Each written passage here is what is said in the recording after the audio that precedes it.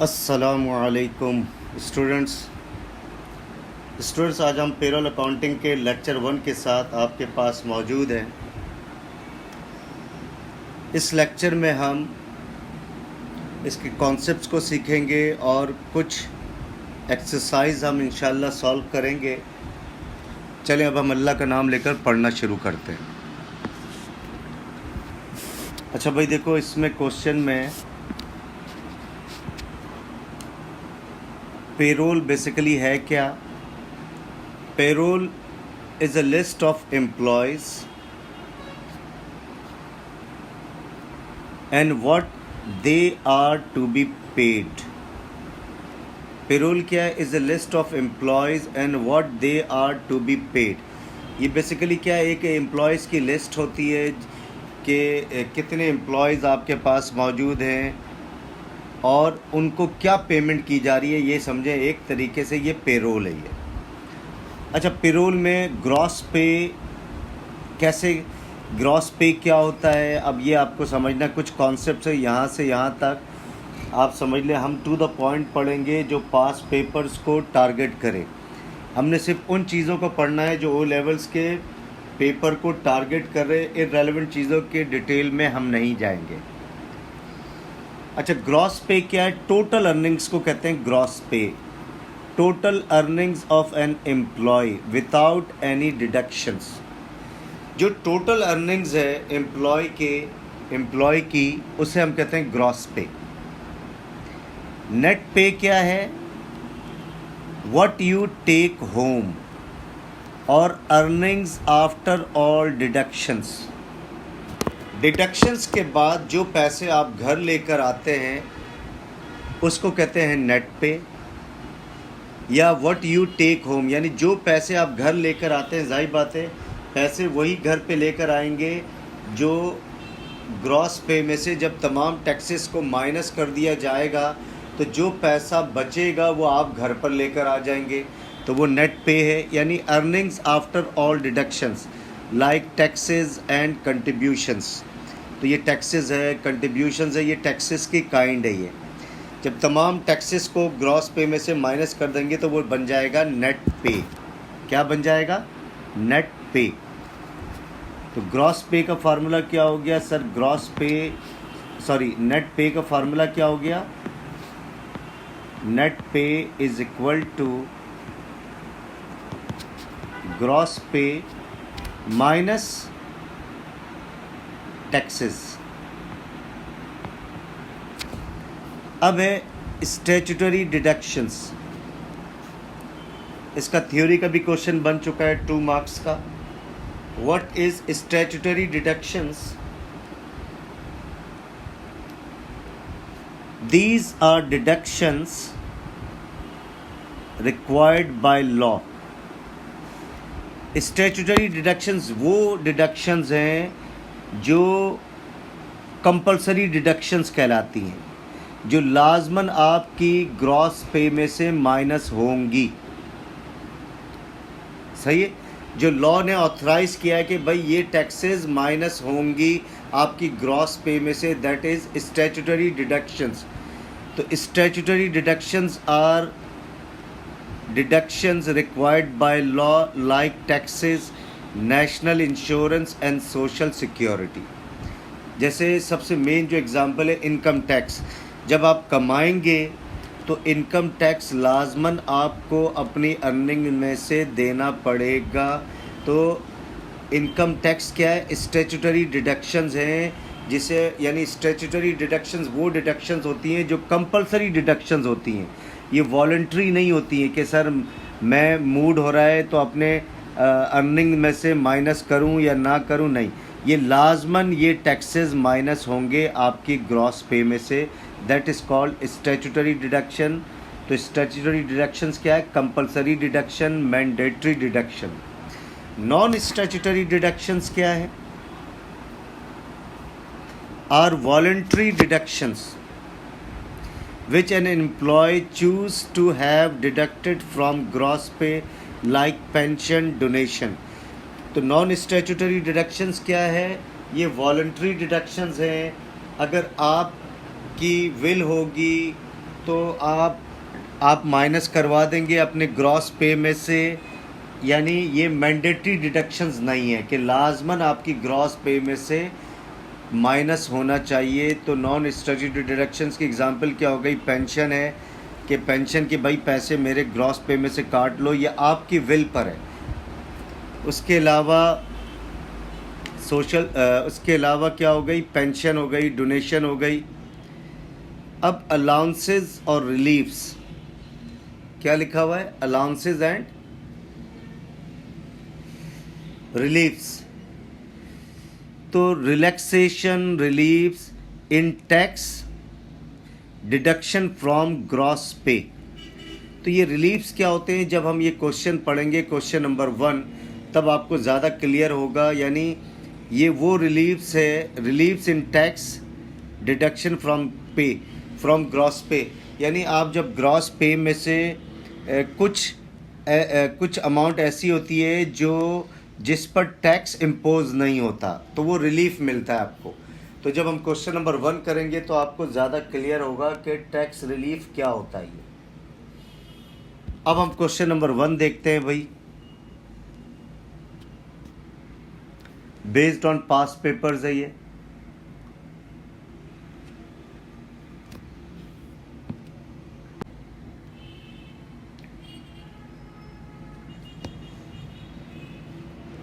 तो question number 1 देखें भाई। हमने रिक्वायरमेंट ये है, फर्स्ट करें, एज्यूम कर रहे हैं, ये रिक्वायरमेंट मैं लिख देता हूं इधर। कैलकुलेट नेट पे, कैलकुलेट नेट पे, नेट पे कैलकुलेट करके दिखाएं। अब ये क्वेश्चन है, नेट पे कैलकुलेट करना है। बी रिक्वायरमेंट हम इसके बाद देखेंगे, सी रिक्वायरमेंट भी देखेंगे हम। तो कैलकुलेट हम रिक्वायरमेंट इधर लिख देते हैं। रिक्वायर्ड क्या है? कैलकुलेट नेट पे।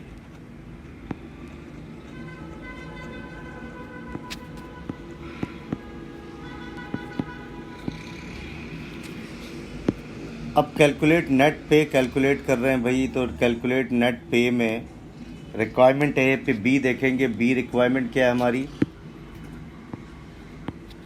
अच्छा देखो, 3 मेजर रिक्वायरमेंट हो सकती हैं। ये क्वेश्चन बहुत अच्छा है। अगर ये क्वेश्चन अच्छे तरीके से समझ लेते हैं तो इंशाल्लाह पेरोल अकाउंटिंग में कोई प्रॉब्लम नहीं आएगी, कोई कन्फ्यूजन नहीं होगी।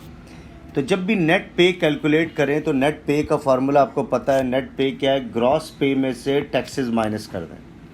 तो सबसे पहले हमने ग्रॉस पे कैलकुलेट करना है। क्या करना है? Gross pay. तो देखें, एग्जाम्पल है, Lalani is an accountant, salary कितनी है? $3000 पर मंथ। तो ये बेसिक पे हो गई इसकी। तो सबसे पहले ग्रॉस पे हम कैलकुलेट कर रहे हैं। और ग्रॉस पे की डेफिनेशन क्या है भाई? ग्रॉस पे की डेफिनेशन है, ग्रॉस पे की डेफिनेशन क्या है? Total earnings of an employee without any deductions. तो बेसिक पे कितनी है भाई? $3000। अच्छा, और क्या मिल रहा है? प्लस बोनस भी मिल रहा है ललानी भाई को $600। ये भी अर्निंग्स है उसकी, तो बोनस भी ऐड कर दें।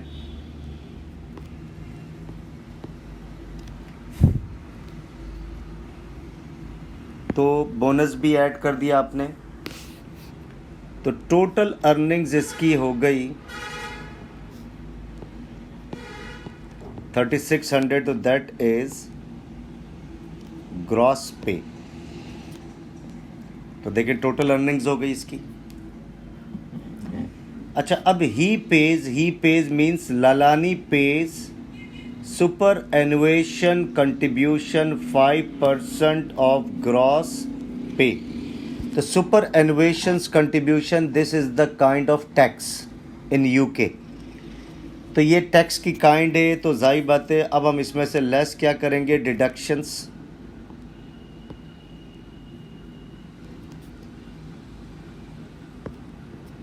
अब डिडक्शन में सारी टैक्सेस को लिस्ट डाउन करेंगे। तो पहले टैक्सेस का नाम क्या था? सुपर एनुएशन।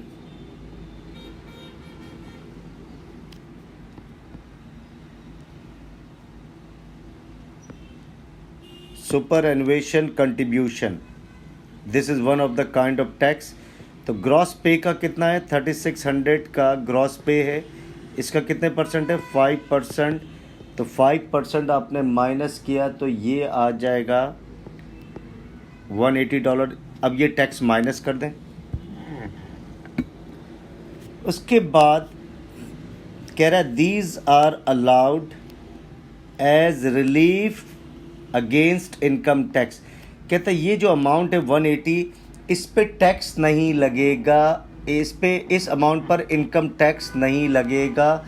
अब ये आगे जब मैं बढ़ूँगा तो आपको बताऊँगा कि ये है बेसिकली रिलीफ। इस $180 पे रिलीफ मिल रहा है, यानी $180 पे कोई इनकम टैक्स नहीं लगेगा। तो this is relief against income tax. तो ये आगे मैं सॉल्व करूँगा तो मज़ीद आपको बेहतर तरीके से समझ में आएगा। फिर in addition to this he has further relief, मज़ीद इसको $420 पे रिलीफ मिल रहा है, यानी ये टैक्स रिलीफ है, यानी $420 पे भी इनकम टैक्स नहीं लगेगा। $180 पे भी नहीं लग रहा इनकम टैक्स और $420 पे भी इनकम टैक्स नहीं लगेगा। तो ये दोनों के दोनों टैक्स रिलीफ हैं। जब इसकी कैलकुलेशन करूँगा तो और बेहतर तरीके से आपको समझ में आएगा। अब कह रहा टैक्सेबल पे is taxed at the rate of 20% on the first 1500 and remainder 25%. In addition, he pays national insurance of $90। तो ये भी टैक्स है, तो लिख दे नेशनल इंश्योरेंस भी इसको टैक्स देना है। यानी एम्प्लॉय की अर्निंग्स, ये जो लालानी है हमारा अकाउंटेंट, इसको ये वाला टैक्स भी देना है, नेशनल इंश्योरेंस कंट्रीब्यूशन। कितना है? $190। ये भी ग्रॉस पे में से माइनस हो जाएगा ताकि आपका क्या आ जाए? नेट पे। अब ये जो सारी वर्डिंग पढ़ी है, अब देखें ये सारी चीज़ें अब समझ में आएंगी। अभी हमने देखा, अभी बिल्कुल सारी चीज़ें क्लियर हो जाएंगी पिक्चर। तो हमने दोबारा देखें, हमने क्या देखा भाई? हमने देखा कि लालानी एम्प्लॉय था और वो अकाउंटेंट के तौर पर जॉब परफॉर्म कर रहा था। उसकी सैलरी थी 3000, तो लिख दिया $3000। उसके बाद उसको बोनस भी मिल रहा था 600, बोनस भी लिख दिया। तो ये टोटल अर्निंग्स हो गई लालानी की $3600, दैट इज़ ग्रॉस पे।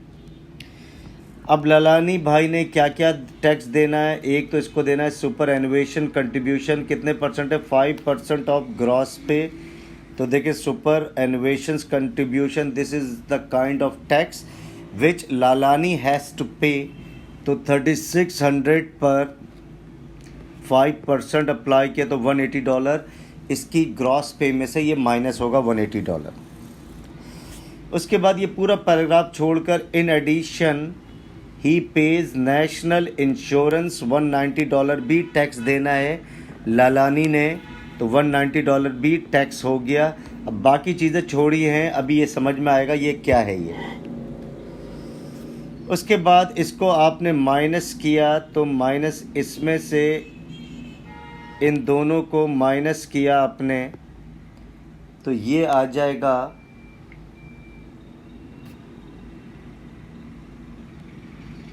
इसमें से इन दोनों के अलावा अब एक और टैक्स है, सॉरी ये मैं भूल गया, अब वो मैं आपको बताता हूँ मैं।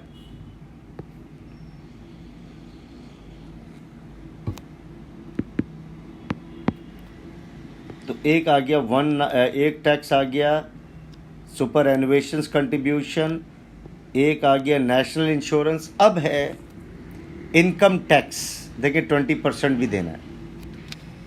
अब इनकम टैक्स के लिए समझें, देखें भाई, एक और टैक्स है इनकम टैक्स। इनकम टैक्स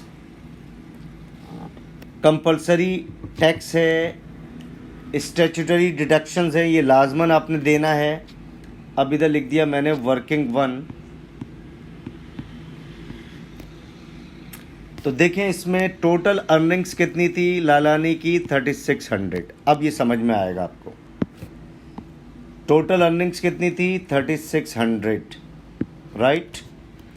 एक तो 3000 है और एक 600 है, टोटल अर्निंग्स है 3600। सुपर एनुएशन कंट्रीब्यूशन 5% निकाल लिया ग्रॉस पे का, और कह रहा दीज आर अलाउड, यानी ये जो सुपर एनुएशन कंट्रीब्यूशन की जो अमाउंट निकली है वो कितनी अमाउंट निकली है, $180। तो these are allowed as relieved against income tax. तो इस अमाउंट पर टैक्स इम्पोज नहीं होगा, इस अमाउंट पर टैक्स नहीं लगेगा, तो ये टैक्स रिलीफ बन गया। तो $180 आप माइनस करेंगे। फिर कह रहा है इन एडिशन टू दिस, इस अमाउंट के अलावा फर्दर रिलीफ कितना मिल रहा, $420। तो $420 पे भी टैक्स नहीं लगेगा। तो ये माइनस होकर अमाउंट आ जाएगी $3000। कितनी अमाउंट आ जाएगी, $3000। तो ये हो गए टैक्सेबल इनकम। ये क्या कहलाएगी, टैक्सेबल इनकम, यानी ये वो इनकम है जिसमें the tax which is to be imposed, यानी ये वो इनकम है जिस पे टैक्स को लगाना है, टैक्स को इम्पोज करना है। तो ये जो दो अमाउंट है $180, $420, that is called tax relief, यानी इस पे आपको रिलीफ मिल रहा है, इस अमाउंट पर टैक्स नहीं मिलेगा, नहीं लगेगा। ये टैक्स रिलीफ बन गया ये हमारा। तो टैक्सेबल इनकम कितनी है, $3000। तो इसी पे टैक्स इम्पोज होगा, टैक्स लगेगा। अब देखें क्या कह रहा है, टैक्सेबल पे। अब देखें टैक्सेबल पे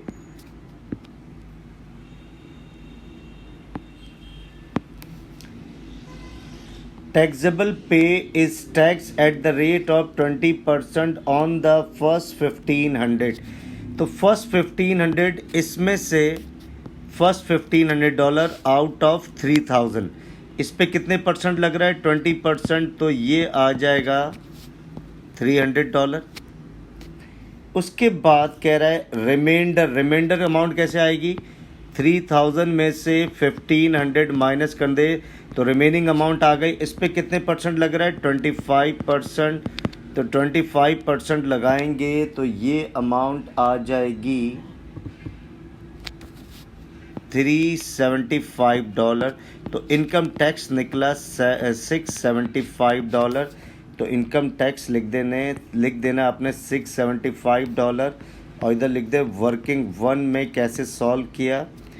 तो अब आपने माइनस करेंगे इस अमाउंट में से, इन सबों को माइनस करें, ये टैक्सेस हैं इसके, तो माइनस करेंगे तो ये आ जाएगा 2555।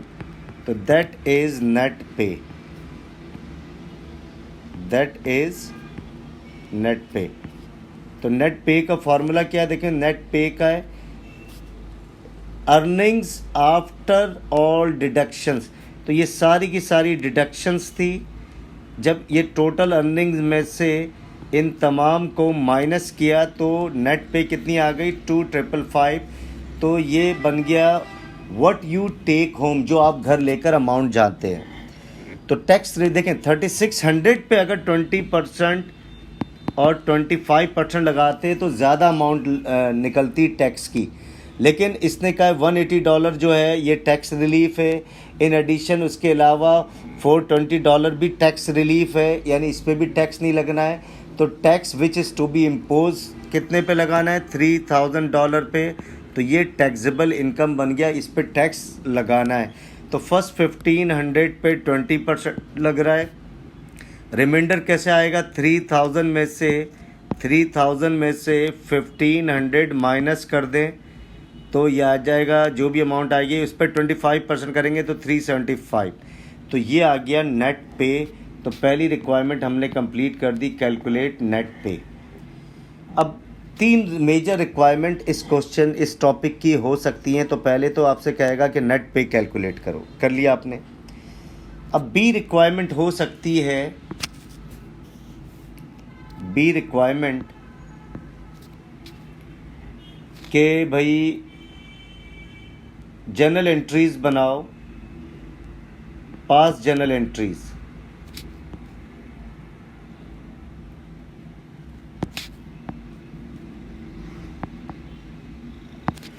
अच्छा, 3 जर्नल एंट्री हो सकती हैं इसकी। मैक्सिमम कितनी जर्नल एंट्रीज बनाएंगे? 3 जर्नल एंट्री आप बनाएंगे। अब 3 में से एक भी पूछ सकता है, तीनों जर्नल एंट्रीज भी पूछ सकता है। तो पहले तो ये देखें सारी ट्रांजैक्शन किस महीने की थी भाई? मार्च के महीने की थी। तो पहली एंट्रीज कह रहा है 31 मार्च को एक एंट्री बनाएं, पास करें। तो 31 मार्च को क्या एंट्री बनेगी भाई? देखें 31 मार्च लिख दिया मैंने। तो इसकी एंट्री क्या होगी? आपने कहा कि जनाब अब जो बिजनेस है, बिजनेस ने सैलरी देनी है किसको? बिजनेस ने सैलरी देनी है किसको? टू लालानी को। तो बिजनेस के लिए सैलरी देना to the Lalani, Lalani is an employee name. तो बिजनेस का एक्सपेंस बन गया।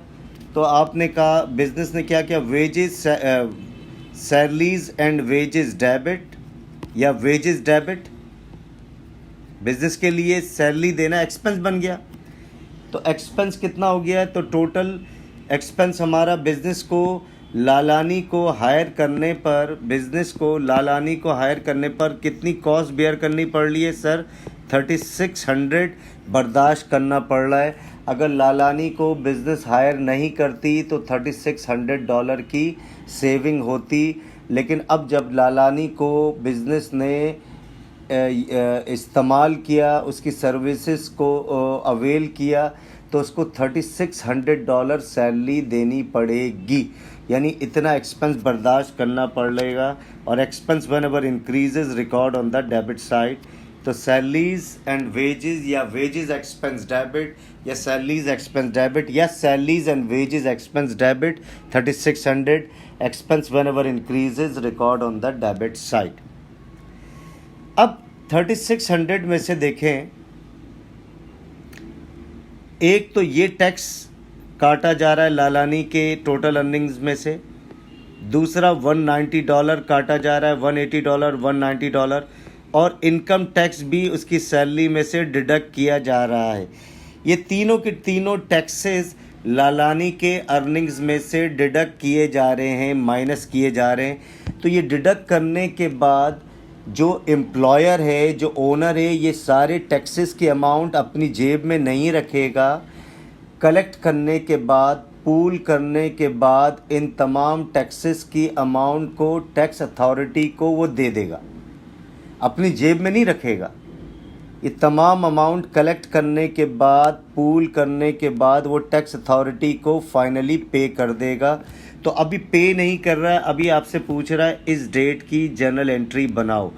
तो इस डेट में सैलरीज एंड वेजेस डेबिट। तो पहला टैक्स कौन सा है भाई? सुपर एनुएशंस। तो सुपर एनुएशंस कंट्रीब्यूशन। तो ये बिजनेस के लिए लाइबिलिटी बन गई, कितनी है? $180। और liability when ever increases record on the credit side.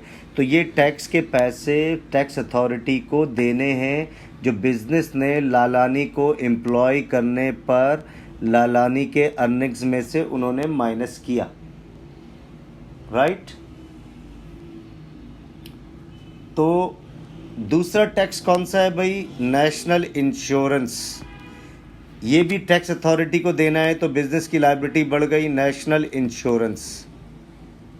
आप सुपर एनुएशंस कंट्रीब्यूशन पेबल भी लिख सकते हैं क्योंकि लायबिलिटी है। नेशनल इंश्योरेंस पेबल कितनी अमाउंट है भाई? National insurance payable $190। फिर इनकम टैक्स पेबल, तीसरा कौन सा है? इनकम टैक्स पेबल कितना है भाई? Income tax payable 675। अब बाकी जो अमाउंट इन तमाम को ऐड करें और इसमें से इसको माइनस करें तो बाकी अमाउंट बन गया एक्रूड वेजेस। ये भी लाइबिलिटी है और ये किसकी जेब में जाएगा? एम्प्लॉय की जेब में जाएगा। अगर इन तमाम को इसमें से माइनस करें तो ये अमाउंट आ जाएगी लाजमन, ये आ जाएगी 2555। कितनी आ जाएगी? 2555, जो कि एम्प्लॉय की जेब में जाना है। तो इस डेट की एंट्री हमने बना दी। तो अगर आपसे कहे कि भाई at the end of the month general entry को रिकॉर्ड करो तो आपने बना दी। तो मैक्सिमम 3 एंट्रीज़ आपसे पास पेपर्स में पूछ सकता है। तो पहली तो एंट्री होगी कि जो वेजेस ड्यू हो गई है, जो कि एम्प्लॉय को देनी है बिजनेस ने, उसकी एंट्री रिकॉर्ड करके दो, तो आपने ये कर दिया। अब दूसरी एंट्री हो सकती है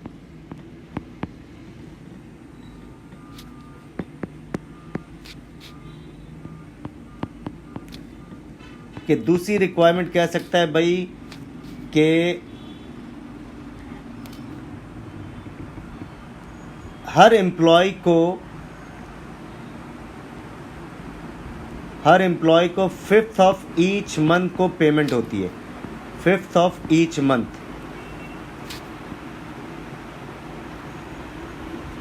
ये सब चीज़ें आपने जहन में रखना है। ये जब पास पेपर मज़ीद करेंगे तो ये सारे कॉन्सेप्ट्स को हम यूज़ करेंगे। अब दूसरी रिक्वायरमेंट पूछ रहा है कि भाई कि आप एम्प्लॉय को every 5th of each month आप पे कर देते हैं। तो सेकंड एंट्री देखिए मैं बना रहा हूँ। 5th ऑफ ईच मंथ, तो ये मार्च का महीना, तो 5 अप्रैल को पहुँच जाएंगे। अब एम्प्लॉय को पे कर देते हैं तो देखें एक्रूड वेजेस लाइबिलिटी है, liability decreases record on the debit side. तो accrued wages debit, decrease in liability record on the debit side. Check के थ्रू पेमेंट कर रहे हैं तो बैंक अकाउंट क्रेडिट बाय 2555। अब थर्ड एंट्री क्या पूछ सकता है आपसे कि टैक्स अथॉरिटी को एवरी 15 ऑफ ईच मंथ, हर 15 के ईच मंथ को आप टैक्स अथॉरिटी को पे कर देती है business 15th of each month को टैक्स अथॉरिटी को पेमेंट कर देती है। तो जाहिर बात है 15th ऑफ ईच मंथ का मतलब है 15th अप्रैल। तो जब पेमेंट करेंगे तो लाइबिलिटी वुड डिक्रीज़, जब पेमेंट कर देंगे तो लाइबिलिटी वुड डिक्रीज़। तो ये देखें तीनों के तीनों बिजनेस के लिए क्या है? लाइबिलिटी है। तो decrease in liability record on the debit side. तो superannuation decrease contribution payable debit $180। फिर दूसरी लाइबिलिटी कौन सी डिक्रीज हो रही है बिजनेस की? National insurance payable debit $190। ये भी लाइबिलिटी डिक्रीज हो गई, क्योंकि अब जो भी टैक्स के पैसे आपने डिडक्ट किए हैं लानानी के अर्निंग्स में से, अभी टैक्स के पैसे आप दे रहे हैं टैक्स अथॉरिटी को। जब पेमेंट कर देंगे टैक्स अथॉरिटी को तो liability of business would decrease and decrease in liability record on the debit side. तो तीसरी लाइबिलिटी कौन सी है? Income tax payable. आप पेबल लिख सकते हैं, टेंशन नहीं लें, आप सबके साथ पेबल लगा दें। Logic is important. Superannuation contribution payable, national insurance payable, income tax payable, decrease in liability record on the debit side 675। और बैंक के थ्रू आपने टैक्स अथॉरिटी को पेमेंट कर दी चेक के थ्रू, तो ये अमाउंट आ जाएगी,